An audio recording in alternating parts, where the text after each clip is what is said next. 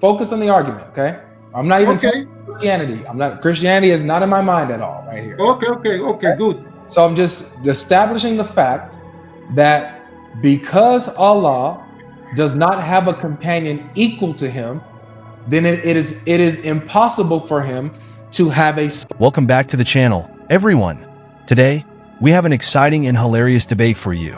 It's Godlogic versus a respected Muslim scholar. And things get, well, let's just say unexpected. The topic? An epic exchange featuring Yahya telling apostate prophet to stop talking to him. You heard that right. This one's got it all: wit, logic, and a whole lot of laughs. Fire, strap in for a wild ride as we break down the arguments, the funny moments, and the surprising twists. Don't forget to like, subscribe, and hit that notification bell for more content like this. Now, let's dive right into the debate. From NASA. Whoa, Blake, you gotta fix your mic. You're cutting in and out.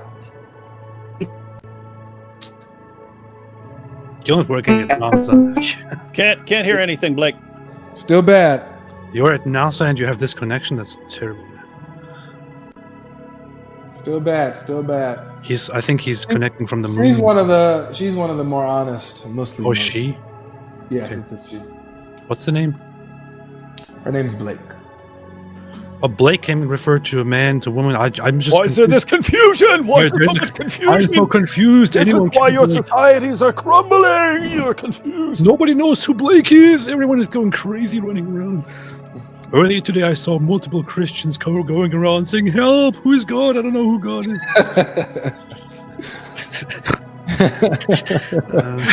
Who's God? We don't know who. Someone tell us who's God. Help! Who is God? I just don't know. Why doesn't anyone know? No one can answer this for us. Please, who's God? Stupid, bro. All right, try to speak again, Blake.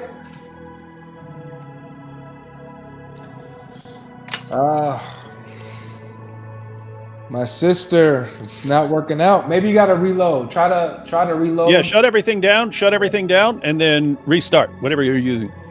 That sometimes works. That works like half the time, just shutting stuff down and restarting it. Oh, punch it. That also works. That works too. If specifically if it's Russian technology, Yes. you just punch the crap out of it and then it starts working. Or you could breathe prayers into it. That's awesome. That's awesome. That's freaking awesome. Blake, I'm gonna bring up somebody else in the meantime. Try to like shut everything down and then come back, okay? Try to come back. I'm gonna go ahead and drop you and try to come back, okay? Hopefully you heard me. All right, so let's go ahead and bring up one of David's favorites, Yahya. You're on stage, Yahya. All right. How you doing, guys? How you doing? Good. Yeah. We go back to the main question, actually. Why God need a mate? Yeah. And let's say what God say about that. And the answer is in two options. You have chapter 112 from 1 to 4. Say قل هو الله أحد الله الصمد لم يلد ولم يولد ولم يكن له كفوا أحد. Oh, the prophet say Allah is one and only. Allah is the sustainer. He has never had offspring, nor he have born, and there's none comparable to him. So from among his creation, there's nobody fit to be a partner or to God, because nobody is equal to God.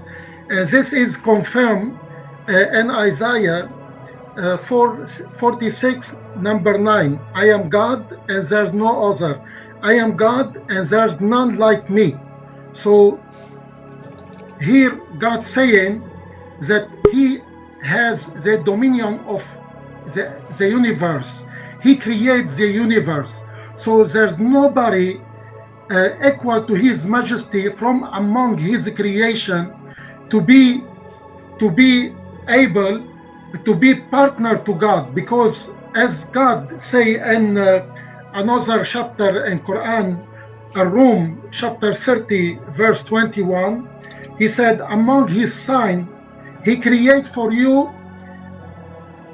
from among yourself wives that you find tranquility and kindness. And you know, we human, as like as animal, we created in pairs, but Allah subhanahu wa ta'ala is one and only one. This is why we say Allahu Ahad. Ahad, that means one you cannot add to or remove from. One is Ahad, and that's it. One of, but okay, I got you. I got what you're saying. So let me ask this with this Yahya. So you're saying that Allah, he's completely one, alone. It's impossible for him to have a companion, right? Because he's absolutely unique. He's absolutely one. He's unlike everything else in creation that can have a companion. Allah is a being that cannot have a companion, right? That's what you're saying in a nutshell, correct? Let me explain it again. No, you don't need to just. We already. I understand you. I understand you. What I'm saying is that the Creator, if we rely on the Bible and we go to Genesis 1:31, we realize that God, with His word, He creates the whole universe. Yeah, brother, please. I understand you. You have plenty of time to talk. Just let me finish what I'm saying. I'm sorry, Your Grace. I didn't know that this was your live stream. Excuse me, Your Grace. But if I may, Your Grace. Okay. Say, what do you want to say? Thank you so much, Your Grace. Forgive my insolence. But what I was asking is just a straightforward answer, if I can, Your Grace, and forgive my insolence again. You're saying that it is impossible for Allah to have a companion in the first place because He's the one and only, right? He's completely unique. It's impossible for Him to have a companion. Is that correct? No. There's nobody as equal to Him to have a companion. Okay, that doesn't mean. We already established this, Yahya. We already established this. Thank you for repeating yourself. We already established this. But here's a question to you: if Allah has a consort or a mate, as it is pointed out in the Quran in chapter 6, verse 101, does that mean if He had a mate to create a child with or a son with, does that mean that mate would have to be equal to Him? Yes. And from among His creation, there's no equality for God, and this is what we are trying to establish. Yes. Is that simple? Okay, got you. So without a mate that's equal to Him, it's impossible for Allah to have a son then, right? Yes, it's impossible. Yeah, but because He doesn't need a son. Okay, let's say that He have a son. Not talking about need. Let me agree with you. Godlogic. Let me agree with you that God have a son, and the son is called Jesus. I don't agree there. See, I just need you to focus on the argument, okay? I'm not even talking Christianity. Christianity is not in my mind at all right here. Okay, good. So I'm just establishing the fact that because Allah does not have a companion equal to Him, then it is impossible for Him to have a son. Is that correct? Yes. So this shows that Allah still needs, if He wanted to have a son, He would need a companion equal to Him in order to have a son, which means He's not all powerful. He can't do it by Himself. Okay, can I answer? Yes. Okay. If God want to have a son, He would say, be and it will be, because He's the creator. And with His word, He can create whatever He wish. But for His majesty, He would not create somebody even to be equal to Him, because if there is two God, every God will be trying to be superior to the other God if they will compete. You just contradicted yourself. You just contradicted. I'm not talking to you. apostate. I'm talking to you. I'm not asking for your permission. I'm not talking to you. You just contradicted yourself. No. I'm talking to only one person.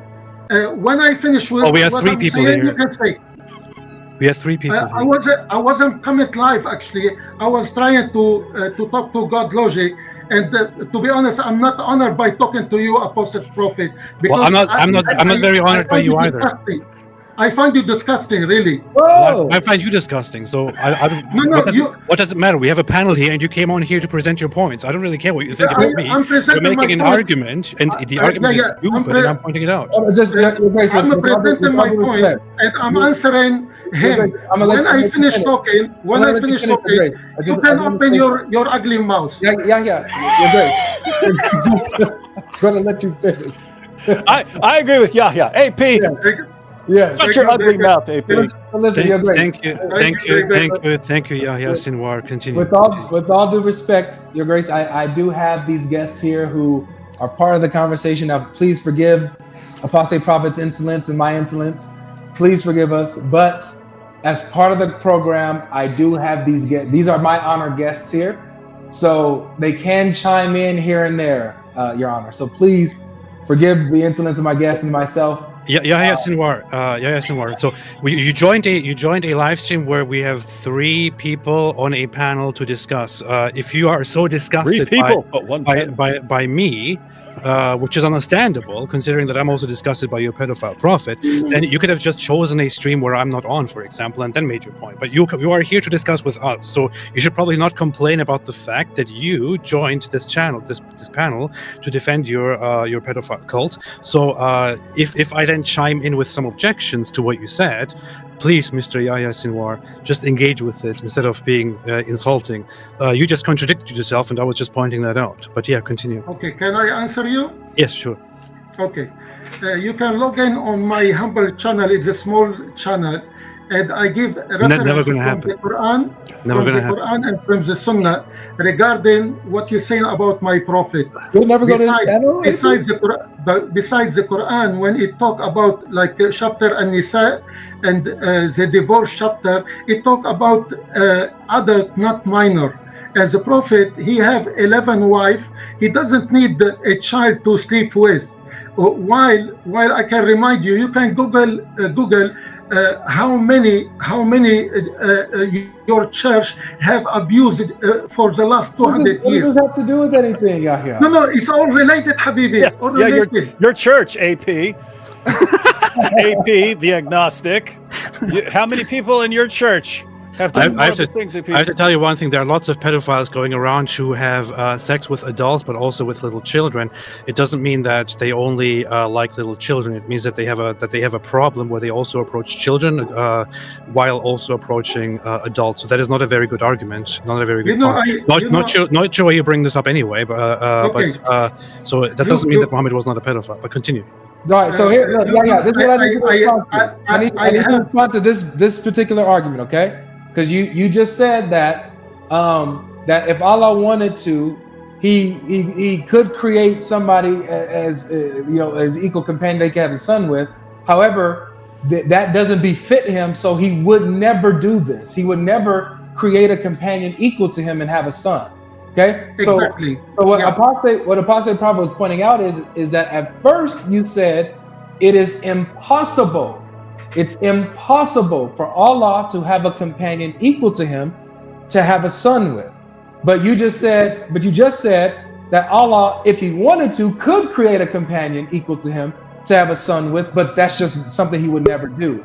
So one statement you said it's impossible. The next statement you're saying, oh, well, yeah, Allah can do it if he wanted to. That's where the contradiction is. Because the creation, God would not bring some confusion to mislead his creation. All the prophet and messenger, they teach the Lord our God is one. Even Jesus, he never teach incarnation. He never teach that he is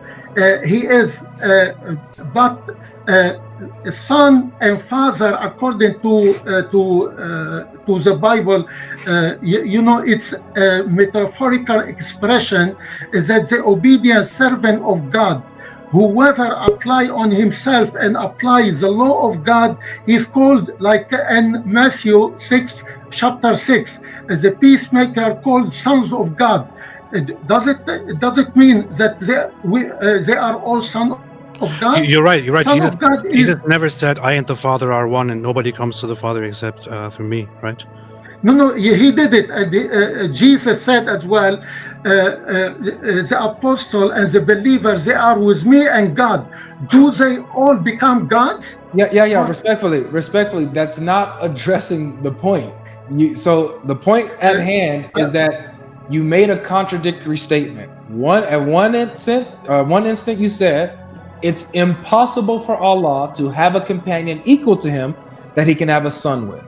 But then you said that it is possible for Allah to create a companion equal to him that he can have a son with. So which one is it? Can he do that, or is that impossible? For God, nothing is impossible, but God would not put his majesty into question by creating another. There's nobody equal to him. You just contradict yourself again. Let After 60, you become crazy a little bit. Like me, I'm a little bit crazy. Yeah, I'm just going to defend you. You just contradict yourself again. Yeah, so guys, I think all he's saying is, earlier when he said impossible, he's retracting that. He's saying, no, as far as Allah's power, he can do nothing's impossible. He has the power to do anything. He's just saying this is something he wouldn't do. And so it looks like he's stepping back from the earlier language of impossible, maybe loosely impossible in the sense of God isn't going to want to do that. So he's just never going to want to do that. But as far as power is concerned, yes, Allah would have the power. He could create another God. He could create 1,000 gods. He could make a trillion that are completely equal to him. Just not going to do that kind of thing. Not going to happen. Is that correct? Yeah. Okay. All right. So running with that then. So this is something he would it's impossible in the sense that he would never do this. He would never do that. So it's impossible in that sense, not in the sense that he doesn't have the ability to do this. All right. So I'm talking specifically ability. Can Allah have a son? Can Allah have a son without an equal companion? Can he? Not will he. Can he? Does he have it in his ability to have a son without an equal companion? If he wished to have a son without a partner, still the ownership of whatever he create is his own. Like we are his creation, alongside with everything as a universe. Can you just answer yes or no? Please, just you relax. Can you just answer yes or no? Because it was you relax. He's asking me. I answer the way I like. If you don't like me, go away. Go away, AP.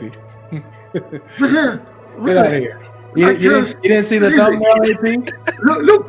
Look at David. How Godlogic. how polite he is. Yahya. Look at David. Yes, AP. Look at how polite I am. Look at how polite I am during live streams. And look at you interrupting people. Okay. We come back to. Did you get my point, Godlogic, Chef?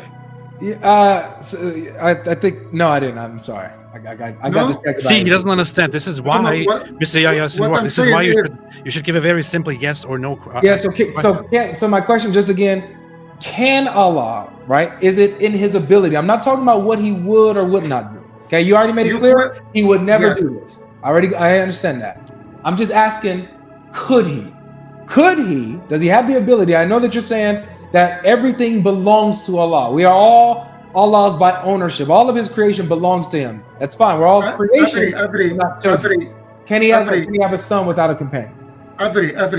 Your question is so naive, because God's ability is unlimited, and God can do whatever he wants fit to his majesty. He wouldn't do. Why don't you just answer the question? Oh, it's okay. He's getting there. Go ahead, Yahya. I guess Apostle Prophet, he like to hear his voice. Please speak. He does. I would like to hear you. I would like to hear those beautiful, wonderful words coming out of your mouth in response to a question asked. So why you interrupting then? I'm pretty sure that you are completely capable, Mr. Yahya Sinwar, of giving a wonderful answer to a very simple question that you are asked. And when you give lengthy answers, you lose the audience. People don't listen. Even Avery, even he didn't get your answer because it was too lengthy. You didn't answer the question directly. So when you're asked a question, how about stop wasting everyone's time and just give a proper answer to the question? You done? I think he's done, Your Grace. No, let him answer. You're done. Forgive my insolence. AP likes to ask the question, then answer himself, and then if anyone else tries to answer, he tries to jump in and interrupt them. I didn't say I'm done yet. We cannot. I didn't say I'm done. I didn't say you just asked me if I'm done. I didn't say I'm done yet. So I'm still waiting then. Why are you talking? I don't know. Okay, I'm done. Continue. Continue what? I need to start again. You don't need to start again. You don't know what to say? You need to start again. Why are you here? I know what to say. So continue. Okay. So you're gonna interrupt me when I start? I can't promise. So you said my question about but I promise you, I will shut you up again.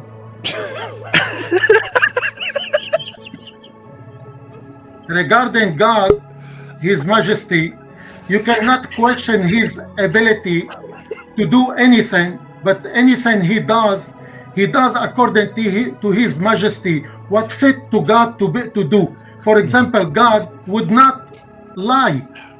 God would not do bad things. Yeah. Okay. Nice one. I understand what you're saying. So this is where, and now usually I have the same opinion that you do about God. His power is unlimited. There's no evil in him. He cannot lie, right? He can't do bad things. These are usually arguments that I would raise against Allah. And with this one particularly, the verse says, then how can he, talking about his ability, his power, how can he have a son when he has no companion? So it's saying that he needs a companion in order to have a son. No, what it means, the verses you just said, that mean from among his creation, there's nobody equal to him. So how can he have a son? Why would he have a son as long as everything belongs to him? Why he would go down? See, you would have a point. He's superior. He's superior from his creation. I get what you're saying. Look, you would have a point, Yahya, if it was why. If the question was why would he have a son when he has no companion, right? If the question was why, then you know what? I don't even have an argument. But that's not the question. The question is how. It's how can he have a son when he has no companion? So it's not talking about his willingness to do something. It's talking about his ability to do something. Okay. So it's talking about how. When it says how can he have a son without a companion, that means that he doesn't have the power to have a son unless he has an equal companion. Okay, I'm going to give you a few references. If you want, write it down, yeah, and in your own time, yeah, you can read one by one, because this is I collect to answer your question. You might not be satisfied with my question, and I'm not gonna spend all night here just expressing myself and going forward and backward, waste of time. And we cannot keep a prophet quiet for much longer. The question is too difficult. Yeah, it is. Wow. The question is too difficult. We just can't have the answer. We have to go to a book. We just can't have the answer. It's too difficult, man. We just don't know how to do it. The answer is the first one I answered. Chapter 112 from 1 to 4 and Isaiah 46 number 9. Isaiah. That's it. Are you happy? Yes, I'm happy. Thank you, Yahya. Thank you so much. We are honored by your presence, Yahya Sinwar. I thought you were dead. Let me, guys. Let me try to steal man because I think Yahya did a better job of responding, but I think he's going in the same direction that one of the earlier Muslims who tried David, to I respond. almost kicked you off the stage, man. What? For lying. I almost kicked you. So what I'm saying is, I think the response, if I were to steel man it, goes something like this. What the Quran is saying in 6:101, when it says, how can he have a son when he has no wife or consort or something like that? When you read that in the context of other things that the Quran says, like Surah 112 and so on, it's basically saying something along the lines of, guys, you're talking about God having a son. None of this makes any sense talking about God. God isn't in this. God isn't like you and being with someone else and having offspring and stuff like that. God's not like that. Quit talking like that. I think that's David. Actually, 6:101 we are talking about. If you carry on to 103, you will have the answer, because Allah subhanahu wa ta'ala say he is the originator of heaven and earth. How could he have a child and he has no no mate? He create all saints. He is all-knowing. That is Allah, your Lord. There is no God except him, creator of all. Then worship him only, and he is the maintainer of everything. No vision can encompass him, but he encompasses all vision, for he is the most suitable and all aware. So the God logic exists for you. The rest of 6:01, if you carry on, you will read this. Got it. Thanks, Yahya. Thank you very much. You know, if you are close to me, I will give you a hug. I'll give you a hug too. Not you, Apostle Prophet. Not Apostle Prophet? You're great. What about me, though? I'm good. Yeah. David, we are here like this, me and you. See? But stop eating the Quran, because otherwise people will call you like the sheep who ate some verses of the Quran. Oh, good. You acknowledge that story. That's a good story. Sinwar, I just have one question. I didn't talk to you very much tonight, and I feel very sad about that. But just one thing. Do you agree with the Islamic ruling that those who leave Islam and make it public that they have left Islam should be executed in an Islamic state? Actually, Quran answers that in Surah Al-Isra, that Aminu aw la tu'minu, believe or you don't believe, it's up to you. There's no, we cannot force anybody to stay in Islam if he wants out. Besides, we are in a free world. God doesn't want people to come by force to worship him. If you don't want to worship him, this is why we have a free will. That's very nice. So you don't agree with hadiths and Islamic jurisprudence? No. And because any hadith contradicts the Quran, I don't take it seriously. So you would say that those who say that apostates should be executed, that they are wrong and evildoers, and I don't think so. I don't think so. Very good. Wow. All right. Thank you, Yahya. Appreciate you. Now we're all friends. That's how it's done, ladies and gentlemen. Yahya Sinwar, thank you so much. I appreciate it. Core debate. Can Allah have a son without a companion? Position 1, Muslim perspective. Allah is one, incomparable, and does not require a mate to create. The Quran emphasizes his majesty and uniqueness, making the idea of Allah having a companion or son incompatible with his nature. The verse, how can he have a son when he has no consort? Quran 6:101, is interpreted as rhetorical, underscoring that Allah's oneness excludes the need or possibility of a consort.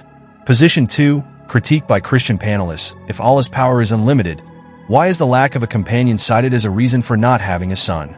This raises a question about whether Allah's power is contingent on external factors. The critique suggests an inconsistency if Allah is portrayed as omnipotent but reliant on conditions like having a consort to create a son.